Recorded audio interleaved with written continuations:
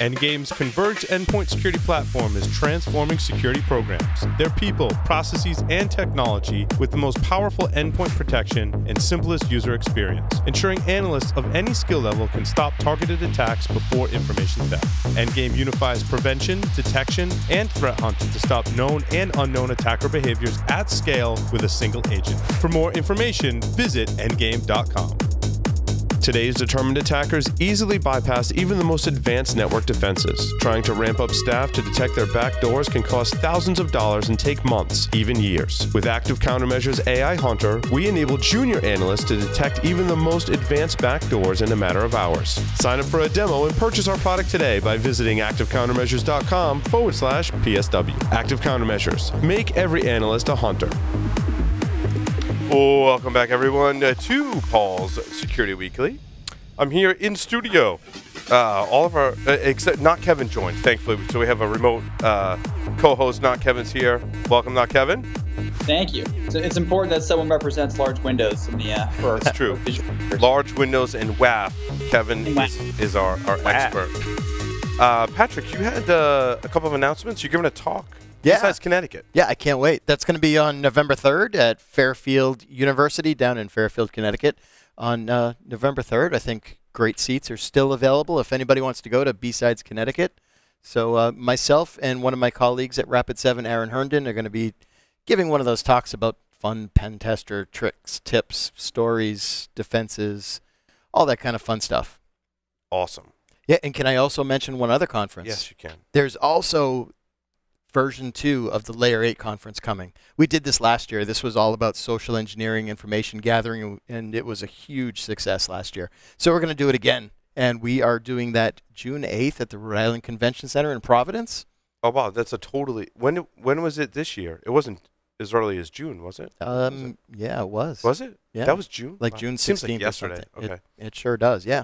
But you're not in Newport anymore. We're not, no. Newport was beautiful, by the way. And Salve, Virginia has an incredible... Awesome. Yeah.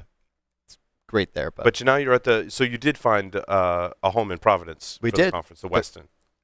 The Rhode Island Convention Center. Center. The Rhode Island Convention Center. Yeah, we're actually in the convention center itself. Wow, that's awesome. Yeah, we're moving on. Hence your need for sponsors, because that space is a little pricey, right? Yes. Yeah, I hear you. We are getting bigger and better. So if you want to sponsor Layer 8 conference, let me know. Yeah, if you work for a security vendor and yes. want to sponsor a conference in Rhode Island, we will help get the word out. Yeah, contact Patrick. Yeah, yep, and tickets are available as well. So they're already on sale. Already on sale and already going like hotcakes. I love it. Well ahead of last year's pace. It's that's good. Looking great. We need to have security conferences in Rhode Island. It's a great location. I mean, we used to teach forensics classes here just because people came from everywhere from New York City all the way up to Maine, and it's like right in the middle, and the trains all run here, and you can, in fact, you can walk off the train to the convention center. Yeah, so. Sure can. Yeah, imagine if we ever had a B-Sides in Rhode Island. Yeah. We did. Oh, wait. We did once. Yeah, we did. Patrick and I actually organized that. Well, Patrick did most of the organizing. I kind of was just like, I'll just dip into my Rolodex and ask people to speak, and hopefully that goes well.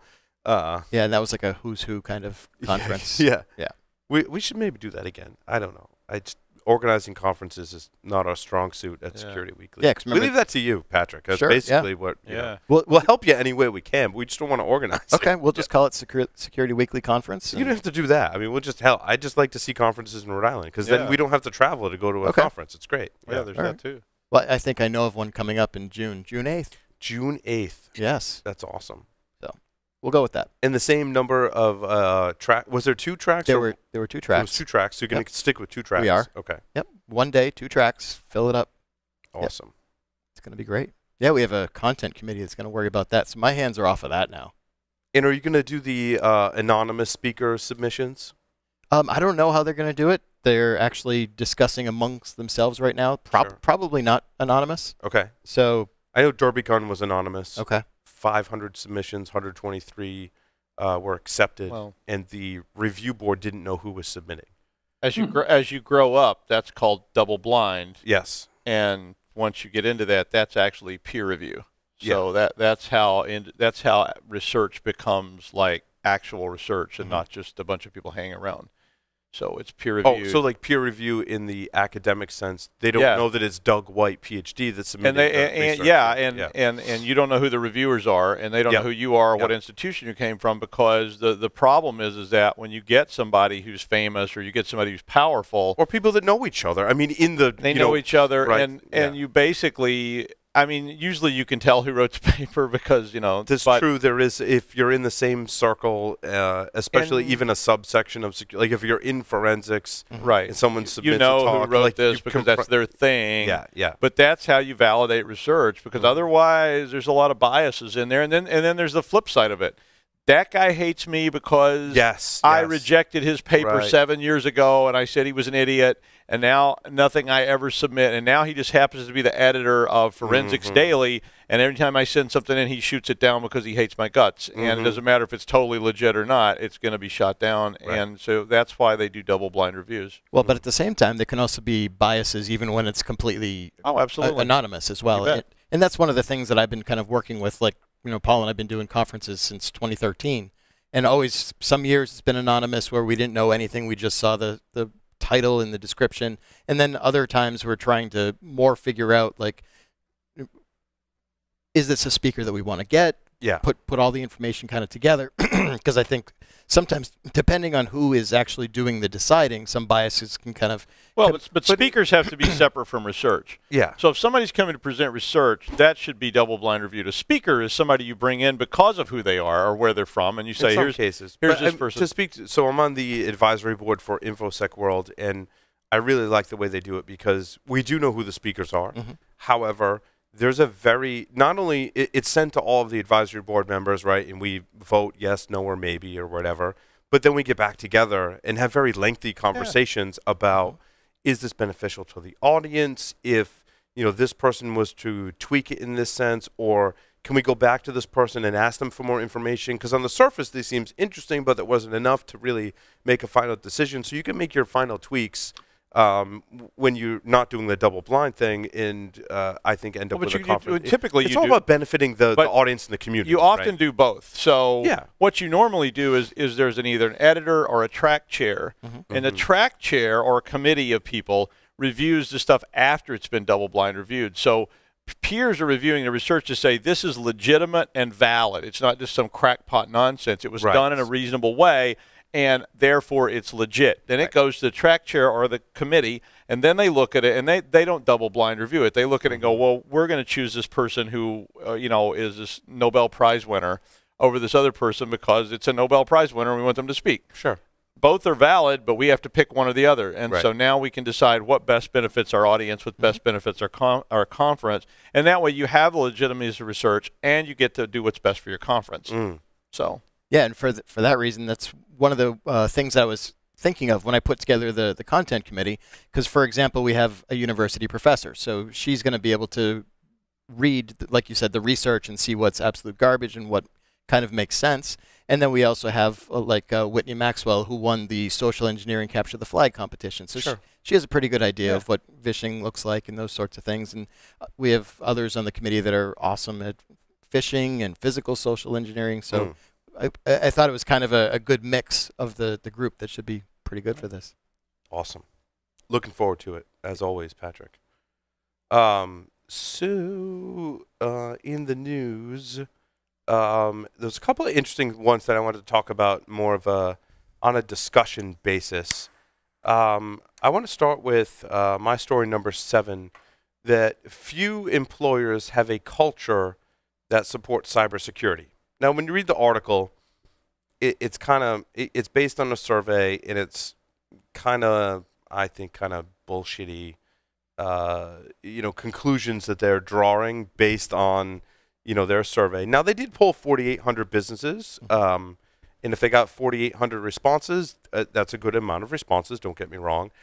It also depends on how you ask the questions, and, is there, issues with the way you ask the questions that would lean people into one direction or the other, how much people are validating the answers to those questions. And when you're asking about security culture, like what's your hard data to support whether or not you've got security in your culture or you don't. Like, that's a really hard thing to measure.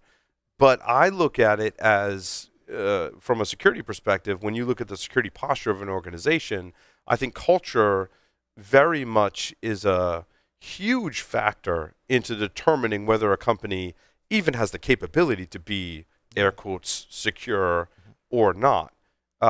Having said all that, it's an important measurement. It's difficult to measure, but I think it's important to speak to, hey, we want to be secure as a company, so therefore we're going to build a culture. What is culture? How do you build culture? How effective are we at building culture? And then how do we measure internally how we're doing at building culture? Like, how do you test that, right? It brings up a lot of issues.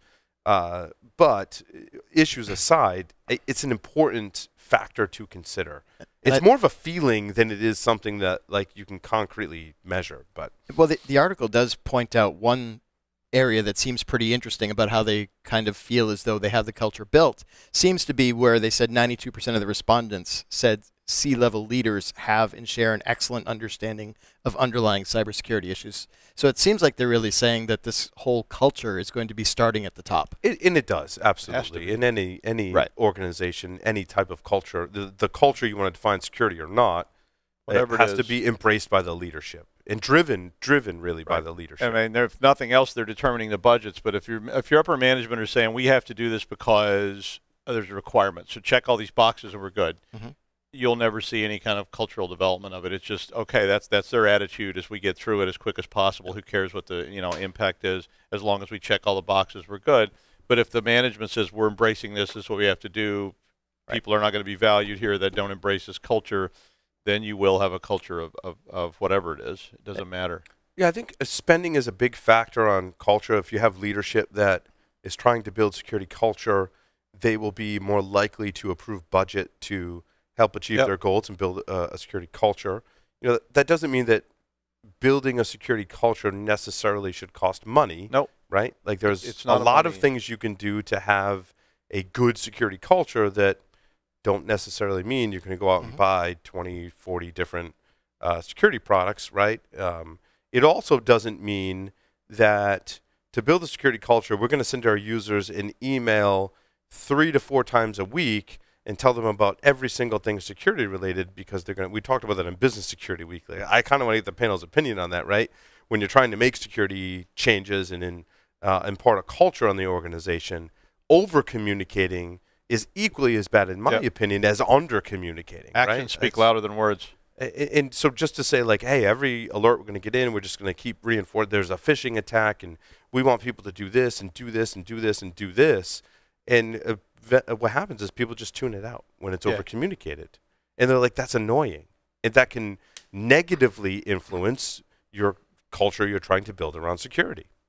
Well, an example I would use for this that I've seen is the example of harassment and hostile workplace. This is a totally different thing, but it's the same idea. I saw companies where they make you do all this stuff. So you have to take these little online video trainings and things, and they show you this thing where it's like, you shouldn't do this and you should do that. And here's a scenario. And in this scenario, what would you choose, and blah, blah, blah. But the upper management or your boss was still harassing and doing hostile workplace and telling racist jokes at the board meeting. And everybody goes, yeah, you fill out the form and you sign the box and say, yes, I've been trained. And then you go back to doing exactly what you were doing before. That's not building culture. That's just making people take a test. Right. It's like we have to check a box. And until you do that, I mean, the psych literature and the management literature have beat on this horse for years and years and years and years. And there's tons and tons of like academic research on changing organizational culture, organizational design for culture, and all these kind of things. That's really been researched a lot. And I think the cybersecurity community needs to reach out now and start pulling. I mean, this is what happened with the early IT community. They had to finally reach back into the psych literature and start pulling all that stuff in and just changing the words to say, well, this is how you change culture of cybersecurity. And it's really just the same thing we've been doing since they started studying this stuff back in the 50s. And that's... Well, I think that security culture in itself may be almost like an obsolete thing, right? Like you want to build a positive culture for your company. And that means that your employees are behind your company mission 100%. Security is part of that, in that, like, I don't want to succumb to a phishing attack because I care about it could potentially impact the mission of the company, right? So I think it's a more encompassing kind of philosophical thing, but it's misconstrued, as you pointed out, Doug. Like, we're going to have a security culture. Therefore, we're just going to, every employee, once a month is going to take this test and it's going to be reported and blah, blah, blah. Every right? employee's going to care about security now. And they're going to get a free T-shirt if they, identify a phishing attack or something like that. Or even just literally every month you have to sign this statement of your commitment to security. Yeah. And, like, I used to go on about this because there was this big initiative by universities to pass these codes of honor. And I was like, really, guys? I mean, I worked, it wasn't where I work now, but I worked for another institution. They spent a lot of money on putting up all these plaques on the wall and all these things. The students had to sign these codes and the faculty had to sign these codes. And I was like, guys, if I'm unethical and I cheat, I'll sign the code. Right. It doesn't make me better. It just means I signed it. But they're like, everyone must sign this, or everyone now sign it. And as soon as you signed it, it was like, you don't have to, because if you wouldn't sign it, you had to go to training. Yeah, and if you don't want to go to the training, which none of us did, you just signed it. And that was it. And now we're going to spend $50,000 to put up all these plaques on the wall that say, we have a code of excellence, a code of honor and behavior. It didn't stop one incidence of cheating. It didn't change one thing at all. It was all just about, now we can tell everybody, we are excellent and we have a code of honor. And that was all they wanted, was that little seal they could stick on stuff and go, code of honor enforced. But they had no way to enforce it. And people were cheating like crazy. They were still cheating like crazy. The cheaters just signed a form and went, yeah, good. I would never cheat. No way, man. We have 100% compliance. And that was and that was exactly what it said. 100% compliance. Yeah, that's right. Bad. 100% compliant, but not secure. Well, it was just compliance with signing the form. Yeah. And security's the same way. Like, we have 100% of our employees have agreed, that they signed this form and they took this training. We are excellent. Out, I'm done. We are secure. The conversation could go to more of what we talk about in Business Security Weekly. Yeah. So I just wanted to I mean, so I will say that culture is in your example, Doug. Right? We would try and build a culture that would why would people want to cheat and understand why they would want to cheat. Have the screening process that the students and the faculty we have in our organization aren't going to lead to a situation where someone would want or need to cheat, right? If someone needs to cheat. And don't have people getting arrested for fraud. And, it's like upper management. We're committed to excellence and management ethics, and we're going to have ethics training weekly, and everyone will sign a statement of ethics. And then, it's like, oh, yeah, CEO arrested for, embezzlement and fraud and sexual harassment and on and on and on. And I'd rather have it where the faculty are leading student groups that are furthering their interest, working more closely with students, spending more time with students so that they don't feel the need to cheat, right? Reinforcing values, but also arming them with the tools and leadership so that you have more values in your culture and things like that is way more important. So the other thing was interesting was most security professionals fear AI attacks. I fear them every day. And I think, Kevin, if we had some AI, some machine learning, and some zero trust networking, in addition, that was all rolled up into our WAF, all our problems go away, right? At that point. Or an Absolutely. It's next generation. It's actually next generation at that point. Maybe even a third next. Generation next 3.0. Oh, no, you change it. Make it 3 next or next 3, next cubed. Ooh, marketing, nice. next cubed. Well, patented right here. Trademark. Someone trademark that immediately and get the domain name. Well, we still can. I'm on it.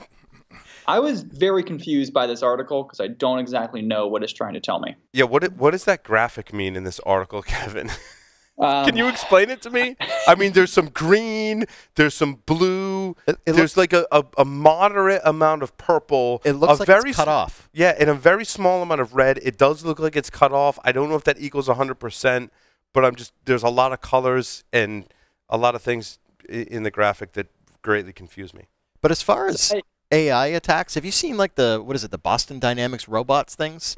Where they got like the guy that can walk through fields and dogs that can go up and down stairs? They can do parkour now. Yeah, it's no wonder why this thing is scary. Right. Sorry, Kevin. Yeah. Hold on, Kevin. No, I'm still just trying to wrap my head around what this actually means, because half this article is describing why people like AI, air quoting, in their defense, right? Which is good. I guess we're just talking about machine learning. No, AI and machine learning are different, which most people get wrong. But That's entirely fair. The way the AI is used within security language is really just machine learning. We have no true AI. That doesn't exist. Kevin's absolutely accurate. That most oftentimes it's machine learning that's being branded as AI because they don't tend to differentiate between the two, and that's the use case that it most often happens is we have some machine learning, but it sounds really sexy to call it artificial intelligence and AI, and so we can say we have both. We have machine learning and AI, but it's really just machine learning. Sorry, Kevin, carry on. But so there's definitely, and I think we've all seen that there's a good adoption of machine learning. It's actually done a really good job to solve the problems it was designed for. Yep, that's the sad part. Yeah, but the fear of this, I'm very confused about. Well, I think the article is just very poorly put together. I agree. I put articles in there like that on purpose. But I mean, they act like they're talking. Like here's a graphic that says cyber attack fears and adoption of IPv6 protocol. Now, there's nothing. I mean, if you actually read the article, there's not like a correlation between those things or any kind of comparison between those things. It's just the way they put the article together. They ask people questions and they're reporting the answers, but they make it appear like there's some kind of relationship between these things. But there isn't. And they don't even say there is. They just say, yes, on this graphic, we have two things that are completely unrelated, but we put an and in between them to make it cooler sounding. Because when I first saw that graphic, I went, what the hell? So they're saying that people that are afraid of AI cyber attack, denial of service attacks are adopting IPv6 as a defensive mechanism. I was like, wait, what? And then I looked at it, and I think they just put the graphic together like that, and it like if you look at the data, it just says other key findings. Yeah, so I think they just ask a question like, have you adopted IPv6? And then they're reporting it. Yep. And are you afraid of cyber attacks? Yes. Let's put that on the same graphic and put an and between them. It's weird, like DDoS was most likely to be perceived as an increasing threat to organizations, followed by, well, social engineering, email, and generalized phishing. How does that help? I don't understand. I think somebody took a study, they didn't understand it, and they were said, summarize this, get on the web right now, go. Yeah. Well, and the other thing, too, Kevin, that we started on was the article was kind of titled as security professionals are scared of AI because if attackers use AI, attackers can be more effective. Like, what does that even mean? In fact, I think it's somebody they're reading somebody else's study. So it's just like, it was like, boys, we need 12 column inches, get it out today. And we've got to have it in 5 minutes. And I don't know what to look at. Read this thing, go. And the kid was like, I majored in creative writing, sir. And they're like, yes, that's right, 12 column inches, so you know what I mean. If you want to go real deep on this, it's possible that someone didn't write this. This is actually generated content.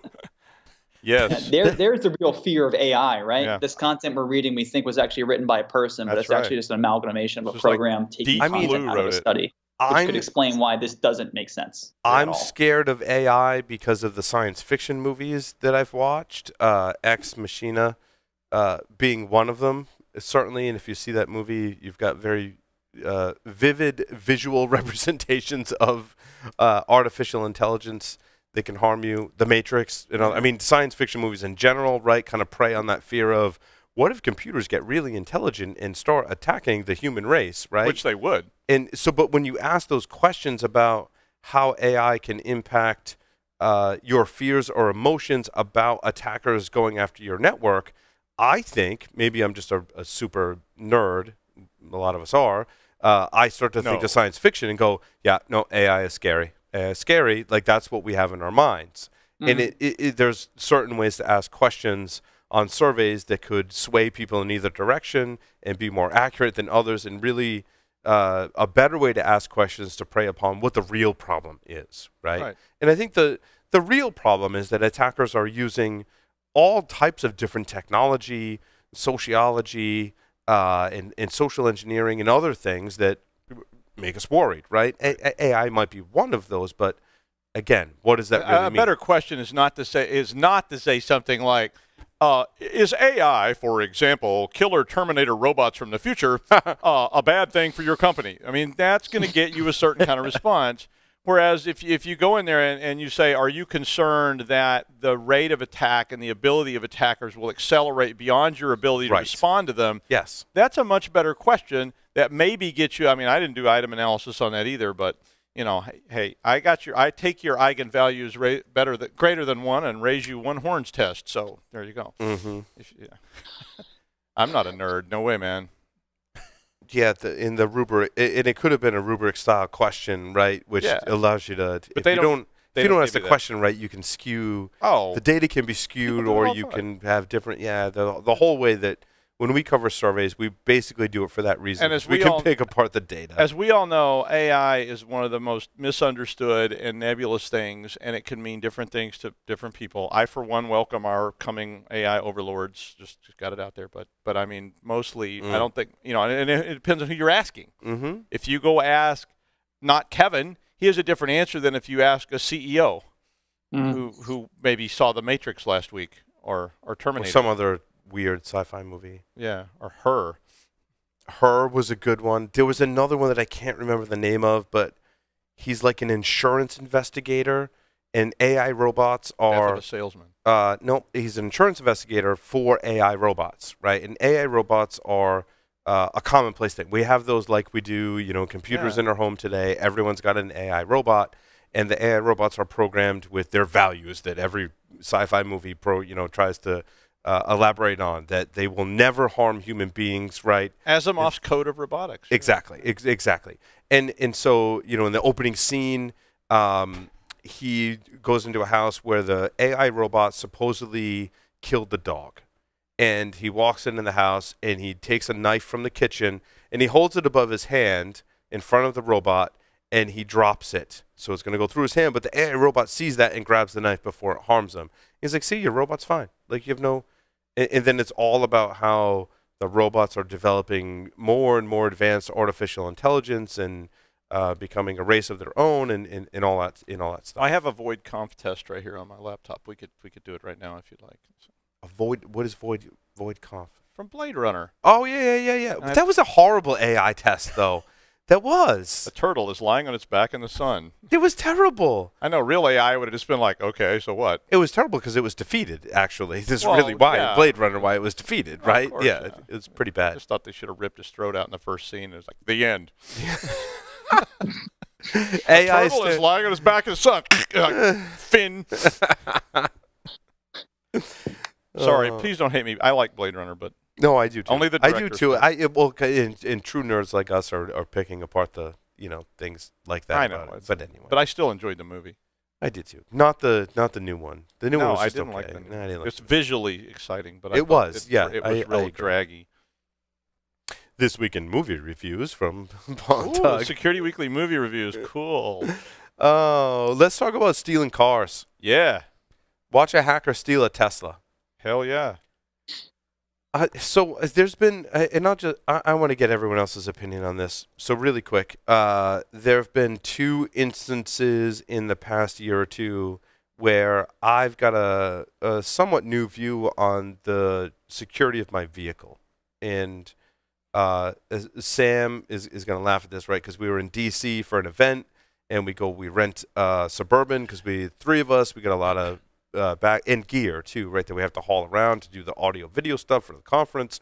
And we rent the Suburban, we get all our stuff loaded in the Suburban, and we realize the battery's dead. And so we call the attendant over, right? We get out, we shut the door, and I realized that I locked the door. Or the door was, because the battery was dead, right? And even though I had the key, I forget the exact scenario, but basically our stuff got locked in the car that the battery had died, which means we can't get the lock open because the battery's completely dead and all our stuff is in it. And, like 10 minutes later, the person comes back, they shove a wedge in the door, right? And they get some other thing that looks like a blood pressure monitor, right? But the bulb kind of blows up to open the door up a little more.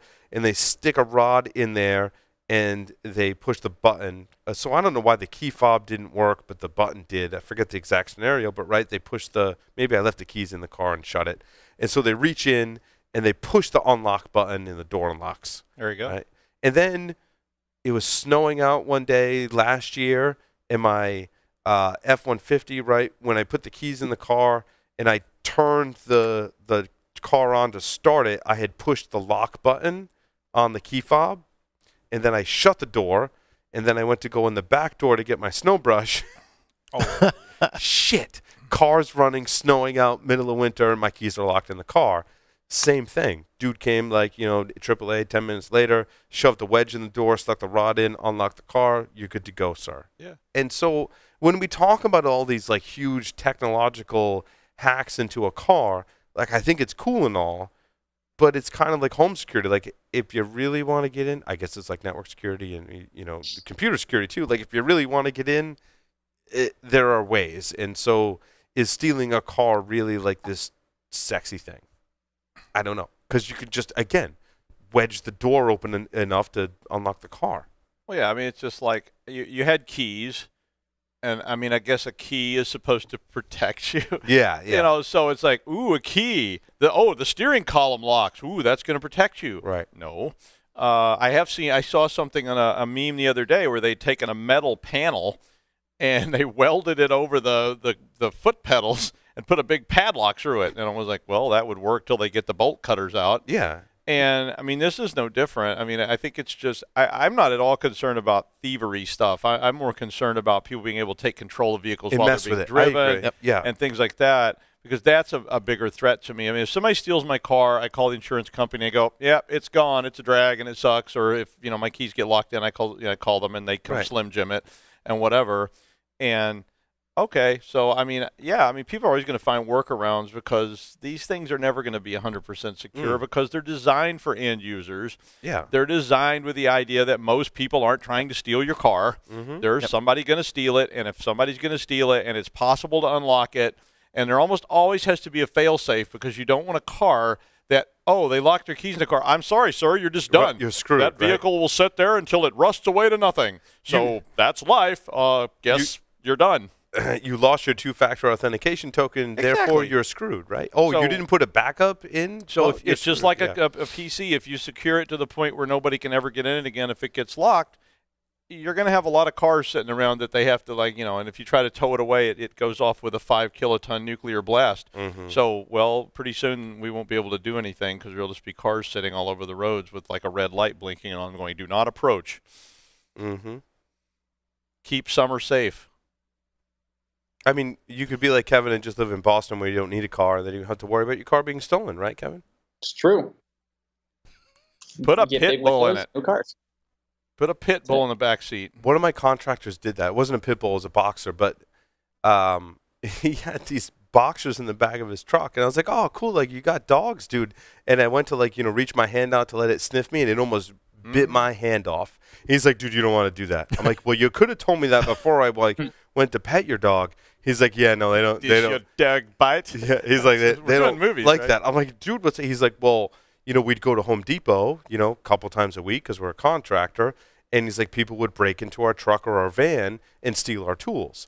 He's like, once we put the dogs in our car, he's like, dude, we haven't lost any tools since. No one wants to go near our cars. I'm like, you know what? You should come on the show and talk about security because that makes perfect sense, right? My brother had 2 Rottweilers in the garage protecting his Harleys, and they shot him through the windows. Well, yeah, but that's a good point, a horrible story to enforce a good point that, the motivation of an attacker, right? And, I think that's a lot of what Yossi was talking about in covering your tracks. Like, you got to go through a lot of extra work or be able to have the lack of morals or whatever to go in and shoot dogs, or the target has to be of high value. Just not care if your tracks are covered. Yeah. Or not care if your tracks are covered. I don't care if there's a camera getting my picture. I'll wear a ski mask and I'll walk in and with a shotgun and whatever. Shoot everyone and take the car, but it has to be of a certain value because there is risk associated with that. You bet. But there has to be a value of the target and motivation of the attacker. But as long as that needle's pointing toward the end user, a car driver, whatever, it's always going to have some risk associated with it. There's always going to be a way around it. And the minute there's a way around it, somebody's going to find that way out. They're going to publish it, and somebody's going to misuse it, and they're going to steal a Tesla or whatever. Right. And but you're limiting not limiting necessarily, but you're pushing your attackers to have that level of motivation, ingenuity, and resources to be able to pull off. You just decide where that arrow is pointing. Like without anything protecting my car, if I forget to leave it unlocked, people can walk up at night and go in the car and take whatever they want, right? But if I put a dog in the car, they either have to have the lack of morals to be able to kill the dog, or have a stake with some tranquilizers in it. But it requires planning and targeting, right? And so now you're kind of skewing your attack profile in a certain direction. Or just buy a car no one would ever want to steal. I had a friend who did that. Well, it's interesting because, I'm going to go buy a Honda, but it turns out, model Hondas, because they're so popular, the parts are in such high demand this guy bought like a 1967 Chevrolet Biscayne and left the keys in the ignition. Yeah, and it's nobody ever stole it. I did the same exact thing with a bicycle. I used to have to commute up to Boston every day and ride a bicycle to the train station. I bought the crappiest possible bicycle and always found the nicest one that was chained up somewhere and just put mine right next to the nice one. Yeah. I didn't have to lock mine. That's what you do with skis. When you go skiing, if you have the hottest new skis, you have to bury them and hide them somewhere. But usually I just take my ratty skis and I put them next to some really hot skis that everybody's going to steal. And I'm like, why would they steal my skis when they could take these really nice ones? Mine are all beat up. So, is there a parallel to cybersecurity in that when you're defending your organization? Or no? There really isn't. There's that whole there's a bear chasing us in the woods. That's more like honeypotting kind of stuff, and that stuff has all kinds of. We could talk about that for days because it's like a real issue. Kevin, I was going to say honeypots. You beat me to it. But, sorry. To kind of wrap around the conversation back to the article. Don't make it easy for the attacker. I feel like some of my challenges with these keyless entry systems is that if you understand the technology and there is a drive, at least with a physical system, there's a time element to it. Don't let someone just walk by and clone your key. And that's right. That's what Paul was getting to. Was just if you have to have skills. If the keys are in the ignition, the car's just sitting there, somebody may take it. If some 12-year-old kid may say, hey, let's go for a ride. But if you got to actually go out and read and study and figure out a way to do this and buy some equipment, all of a sudden you've limited that narrow band of people that are going to do that. So. Right. But I think those people are going to do that because of the scenario you talked about. It's not going to leave any evidence. Right. If I have to deal with dogs and cameras and all this other stuff, I could very easily leave a trail that someone could follow. However, if I do my research and I do it electronically, I can, in the middle of the night, unlock the car, get in it, it starts, and I drive away really fast. That's leaving very little evidence behind. It's got your house, too, right? If I make someone smash a window that makes a lot of noise, leaves behind evidence. However, if they're going to bypass my electronic lock, they might be able to get in and out, and there's really no evidence they've been there. The longer the time passes that they've been there, the less likely it is that I might find them. It's an interesting forensics thing that I don't know if you've run into, Doug, is that police officers now are kind of recommending that you check your home router, like Wi-Fi stuff, to see if there was a crime committed, if you can identify the person's phone that might have been connected to your Wi-Fi network. Now, I think, if you think about Pony Express's solution, I know, what Wi-Fi devices and clients might have been in my general vicinity at any given time. That's what, one of the things that it does. And in certain scenarios, that's really awesome, right?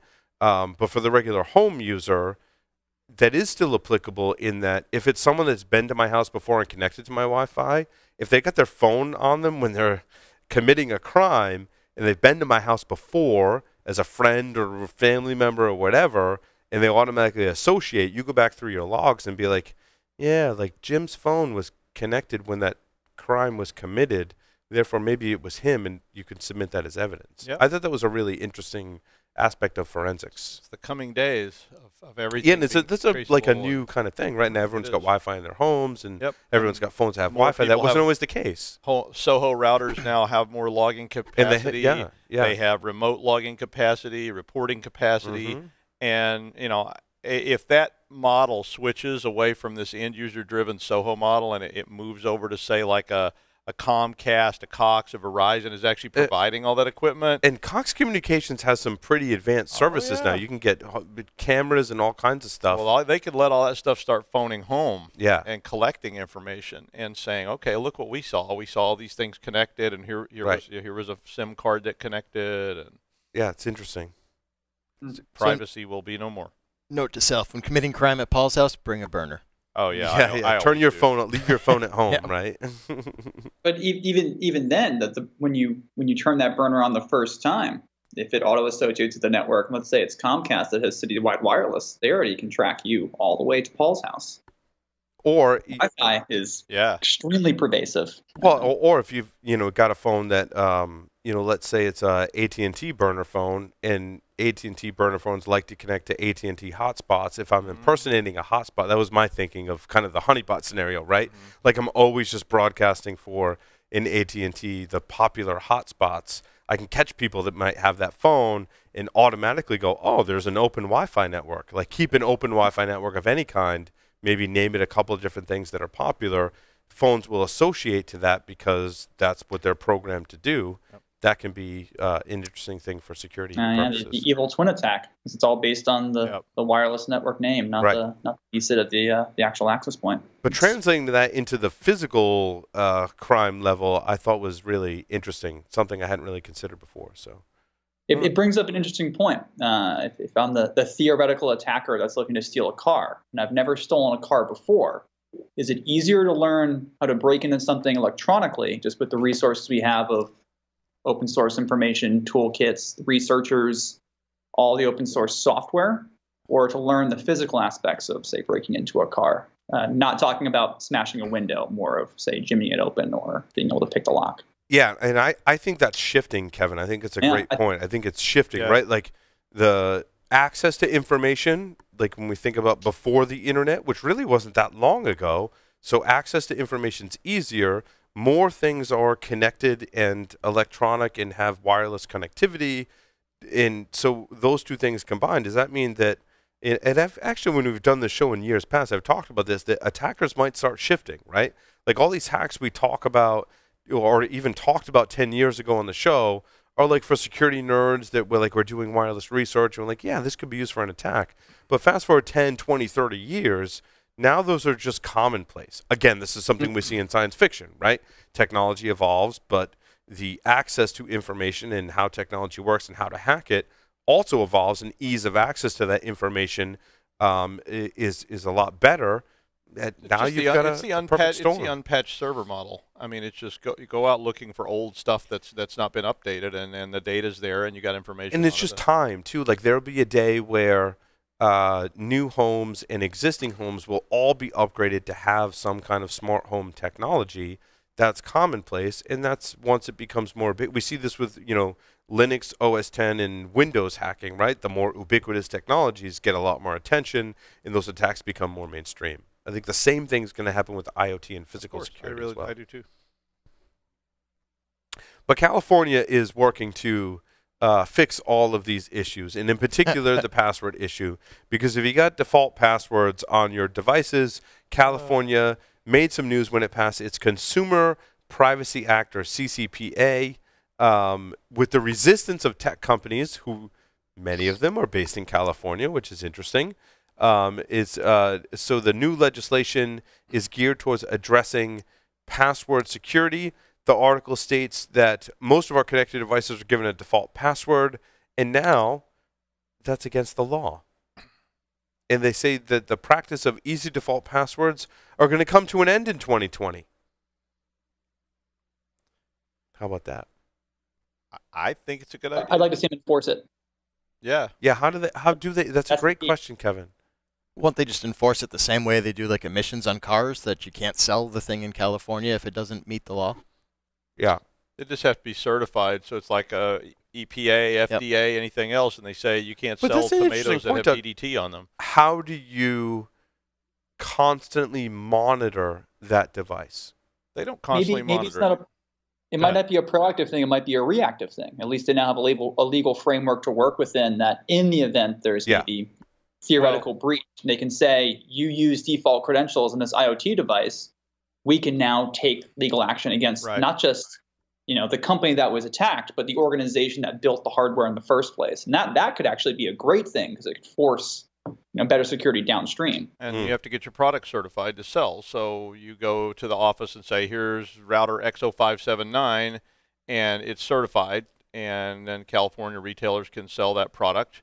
And if they're selling illegal products, that would be just like them selling cigarettes without tax stamps or whatever. And yeah, the same thing. They can go prosecute you. Well, I for think that. in a lot of industries, right, you've got your product for the rest of the world, and now you have your product for California. Right.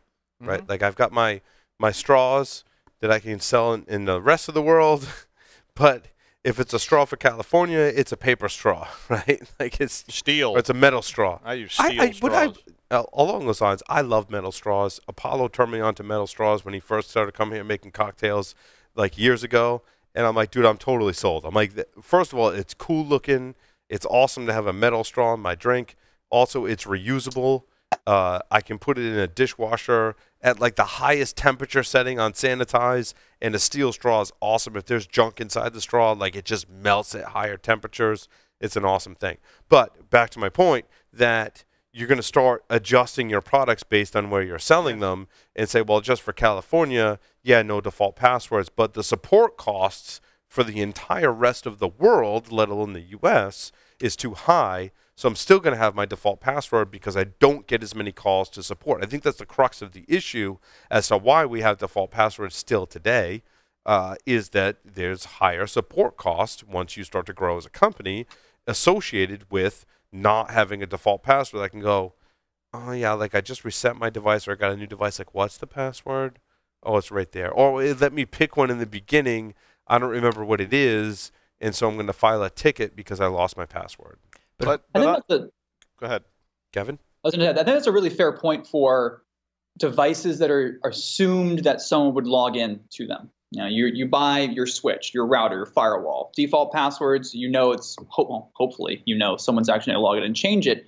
But your security camera that mom and pop are going to buy for their house, I think that's a little bit different scenario where not having a default password doesn't impact support, but it also makes the device a lot better because it's a $25 camera. They're never going to do anything about it. It's going to break. They're probably going to buy a new one. And that's the thing that's being weaponized when we talk about these IoT botnets. It's all default credentials and DVRs and home security systems. So I think breaking out the class of hardware, I think could be really beneficial when talking about default credentials, because there's devices you can assume people are going to log into, and then there's consumer devices that we can assume people are not going to log into. Yeah, and there's different aspects of the password when we talk about IoT devices that we've talked about in years past, right? There's the default password we're talking about now. There's the fact that, well, if you have users choose their password, they might pick a really poor password. Yeah. And therefore, I can easily brute force it. And then the third thing, which is even more concerning, is that there's a username and password that the developers put in as a what we call a backdoor. What the developers put in there is for some, functional debugging kind of purposes that you can use to log in. And those are three very distinct problems in this new California law.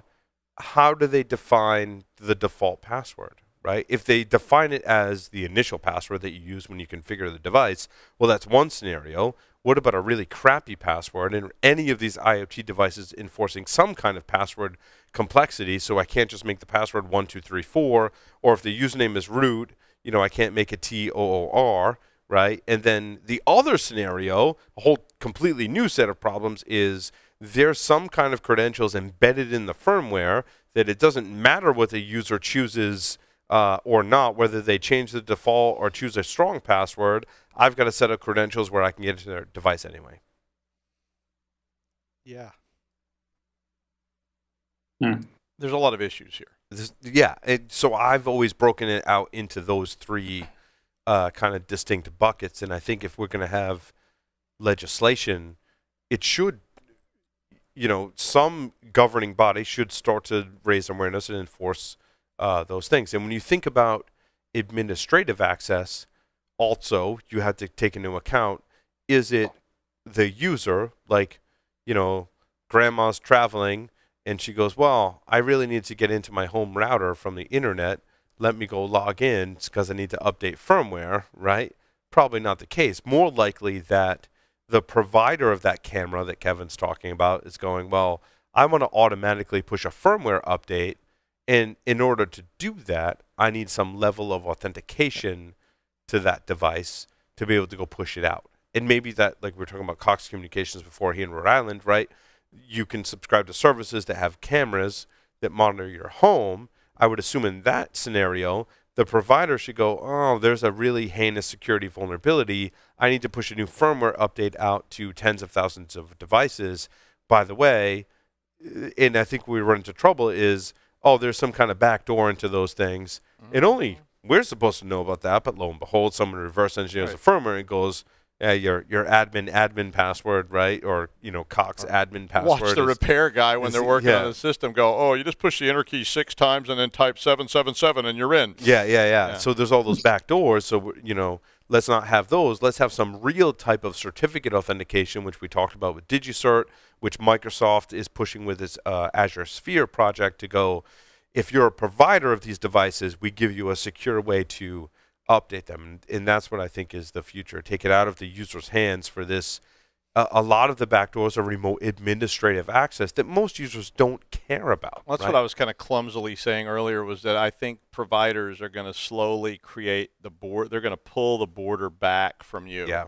So it's just going to be like this equipment, or push the border onto you more. It's like their border is going to intrude into your life more. So now it's like, we control your thermostat, so you don't have to. Yep. And all you do is say, oh, yeah, I don't know, I might get my thermostat from Cox, and we don't know how it works. We've never logged. We don't know anything about it. It just sits up there, and when we need it repaired, we call the help desk, and they send it. And that's what I love about Azure Sphere is that it's a framework that allows the providers to do that securely. Because we don't want to put the burden of security when you have 24 devices in your home that are remotely connected, your thermostat and your Wi-Fi network and your doorbell and your home security system and cameras.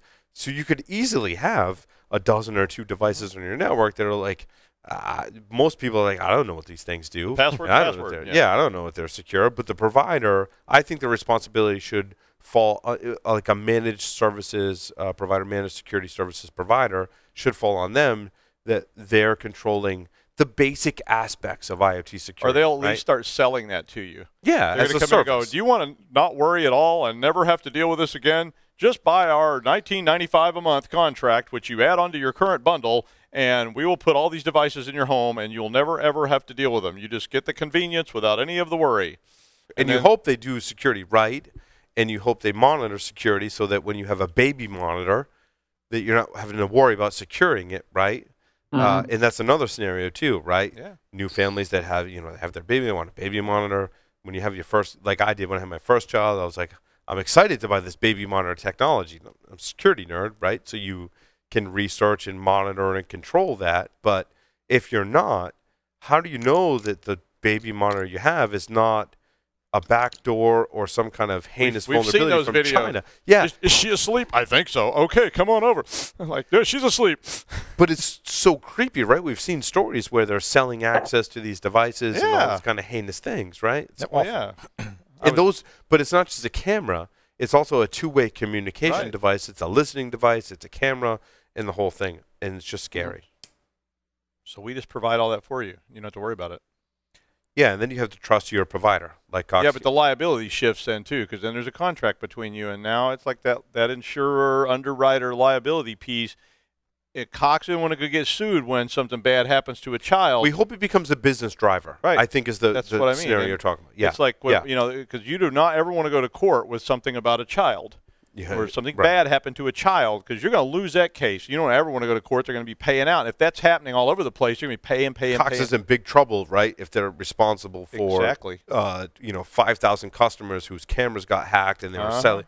China was selling access to those to pedophiles or whatever the case may be, right? That's bad. That's going to be a massive lawsuit. So their underwriters are going to make sure that they're not, that they're securing those devices for you. Then if you choose to do it yourself, it's on you. Mm-hmm.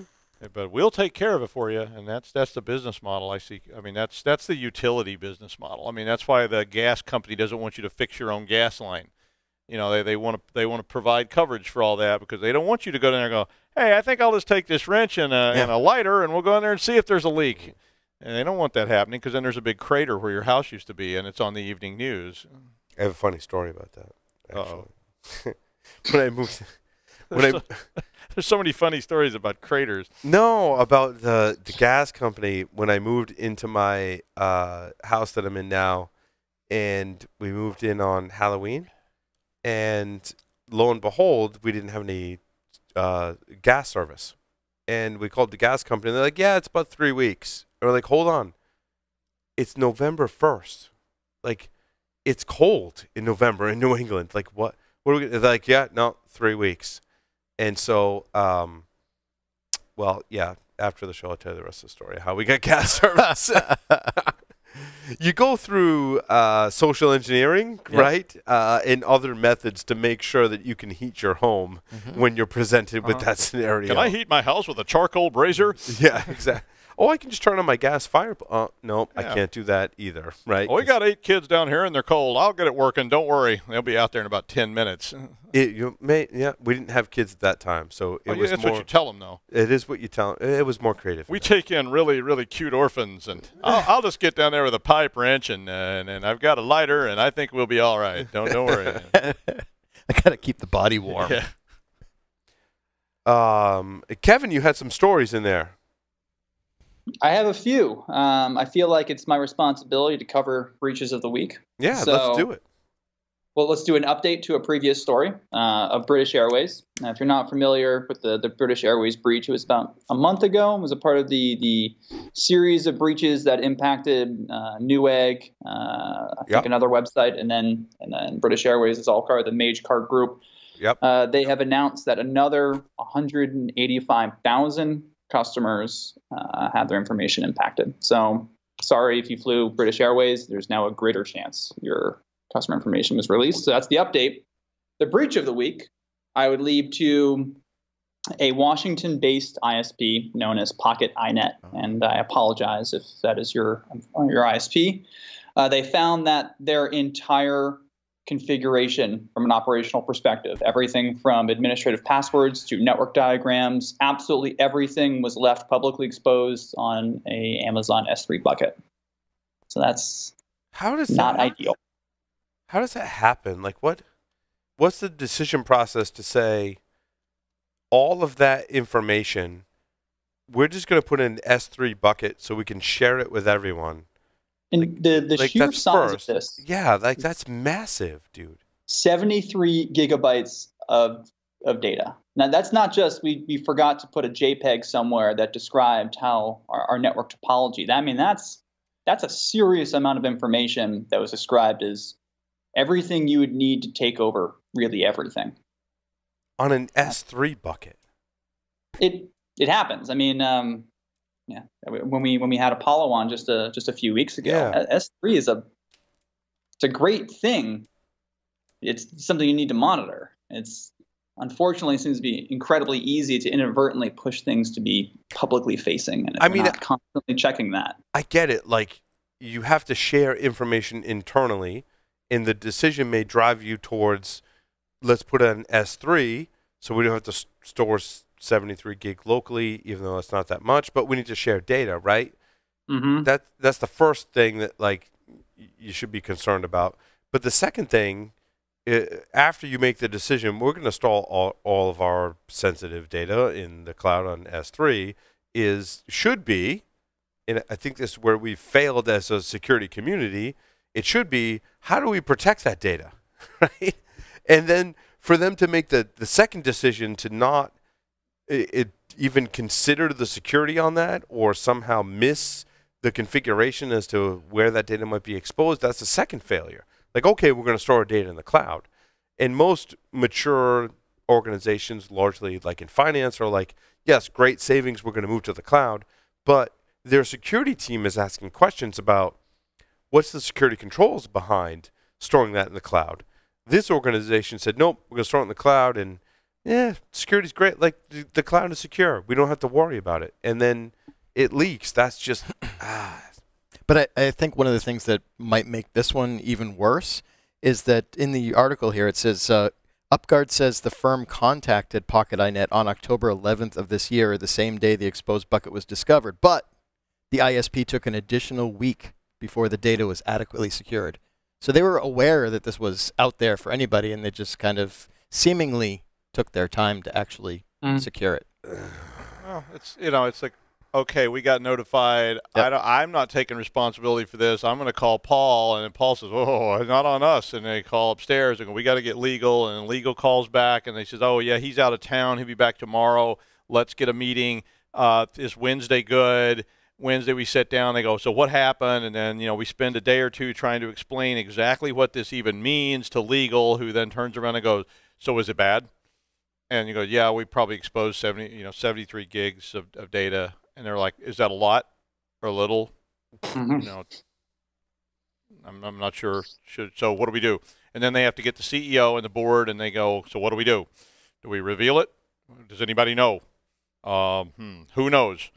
Will anybody find out? And what have we lost?" And there's some poor security person jumping up and down in the back of those meetings going, "I told you so," or biting their tongue. And they're going, "It's his fault. He's fired. So he's taking the blame. Benny, you're gone. I'm really sorry to do this to you, buddy, but you know what? You screwed up, son.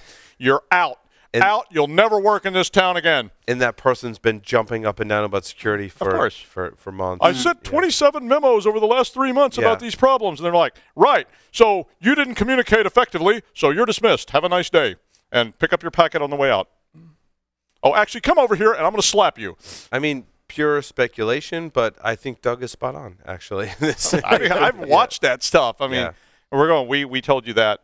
Consultants told you, your people were telling you, and you wouldn't believe them, so you hired consultants who told you. Right. And the CEO's going, "I was not at that meeting, actually." I actually have video of you at the meeting. You were sitting there going, "Yes, yes, yes. What a great idea. We need to do something about it." "No, that wasn't me. I was never there." Well, and then the executives know that they'll get, at best, home confinement, like the Equifax. Well, yeah, if they even get that. For insider trading, I saw an article briefly that they got home confinement. Is that something like that? They give you an ankle bracelet. Yeah. You get confined to your $12 million apartment in Manhattan and go, "Now, you can't go more than, say like 5 miles east-west and 10 miles north-south from where you live." I think that's punishment now. Right. "Bob, I don't want to see you down here again. Now take your 79 million golden parachute and get the hell out of here." I might be misremembering this article, so don't quote me exactly to your listeners. But I feel like the article about the home confinement was not an executive from Equifax. It was actually a web developer who was charged for insider trading because he was asked to develop a website that allows a individual to query if their information was breached, and they guessed it was actually their own organization, and then decided to put whatever you do in the stock market to assume you're going to lose money, and then was charged for insider trading. Interesting. So the web developer is the only person, to my knowledge, that's actually been charged with a crime within Equifax, which I think might actually be punishment for home confinement then. I mean, I don't know. If you're a web developer, you might work from home anyway. So. Well, yeah, it's like, so what's different today? Oh, I can't go outside, which I would never do anyway. The light. That's a horrible stereotype, but more than it works for me. It's like, if they come in with, "You can't leave your office ever again." Like, it's still not a huge impact. Even no, it'd be like, well, okay, I guess I'll just have to stay here. Go out, like if you're a web developer, or even working in technology, you can work from home anyway, and if there's no financial impact to you, you can still work your job, maybe, or whatever. And the drones bring you pizza, and you're good. Well, and if you work in a major city, right, the impact is even more insignificant, right? Because you can have anything delivered. I mean, even if you have Amazon or whatever city, you can have anything delivered to your house, right? That's right. Anyway. So I have one more story that Let's do it. One more story, Kevin. One more story. As this is public service announcement. So we've done our breaches, we've done our silly story. Now let's do the public service. If you use WebEx on a Windows machine, you should probably update. Is a advisory released from two gentlemen from CounterHack, Ron Bowes and Jeff Junkin, who figured out that you could execute arbitrary code at system privileges on a Windows machine if you have WebEx installed. So I highly suggest that you update, although this did not seem to impact Windows 10. But at least from a remote perspective, maybe that's different when we're talking about local. But so if you're using WebEx, update, please. Trying to see if Doug has Patrick's hacking WebEx me on now, here. so In knowing both of those individuals that discovered this vulnerability, which is really awesome, I can see them going, yeah, we had to use WebEx to like talk to people. Tell everybody. And like, I'm really curious, like what vulnerabilities those expose my own systems, and them going, well, here's a really heinous vulnerability, and we should probably get that fixed. So I think it's a combination of awesome company led by Ed Skodas, who'll be coming on in December to talk about the Holiday Hack Challenge, by the way, and two really phenomenal researchers that work for Ed's company that are really contributing back to the greater good. I'm really glad you kind of ended the show with that story, because it restores my faith in humanity that there are the really needs smart of the many outweigh the needs of the right? few. Yeah, smart people that are looking out for everyone. Yeah. And this is not they drop something out of nowhere. This is very well documented with their timeline with releasing this to Cisco, actually, all the way back in July. Yeah. And conferencing software in general, absolutely. It's had a track record of making sure it's updated. The scary part for me with conferencing software is, like, every time it updates, it leaves the older version behind, which could potentially be exploited. So thank you, Ron and Jeff. You're awesome. Sweet. With that will conclude this week's edition of Paul's Security Weekly. Doug, take us out. Over and